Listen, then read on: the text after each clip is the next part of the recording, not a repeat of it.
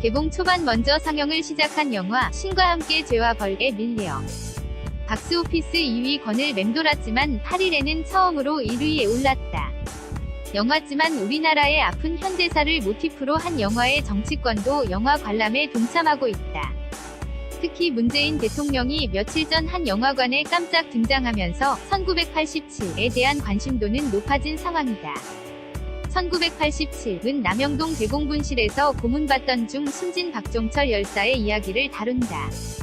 탁 친이 하고 죽었다는 말이 나온 남영동 대공분실은 수많은 민주화운동 인사들을 잡아 고문하고 거짓 자백을 받아내던 곳이었다.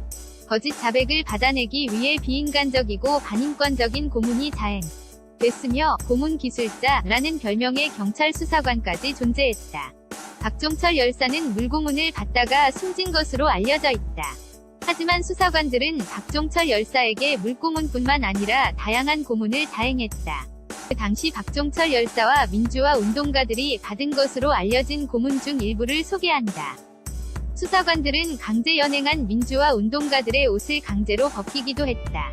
물리적인 폭행이 이뤄지지 않았지만 간단한 방법으로 수치심과 공포감을 느끼게 하는 방법이었다. 여기에 여성들을 대상으로는 성고문이 이뤄지기도 한 것으로 알려져 있다요. 조등에 물을 받은 뒤 몸을 결박하고 물속에 얼굴을 집어넣는 방법이다. 무릎을 꿇게 한 뒤 등을 보이고 물속에 집어넣는 경우가 일반적이었지만 다리를 들고 거꾸로 물속에 처박거나 배를 보이도록 자세를 잡고 물고문을 하기도 했다. 사람을 눕힌 뒤 얼굴에 물을 붓는 경우도 있었다. 충분한 수면을 취하지 못한 사람은 정신이 혼미해지고 제대로 된 사고를 하지 못한다. 잠깐이라도 눈을 붙일 경우 무자비한 폭행과 고문이 뒤따랐다. 고문을 경험한 민주화 운동가들은 잠 안 재우기를 가장 고통스러웠던 고문 중 하나라고 증언하기도 한다. 대용량 배터리 등을 이용해 이뤄지는 전기고문은 육체적으로 가장 끔찍한 고문이다. 일부 수사관들은 사람의 몸에 전기가 더 잘 통하게 하기 위해 물을 뿌렸다. 여기에 죽지 않을 정도 위전기를 흘려 고통을 가했다.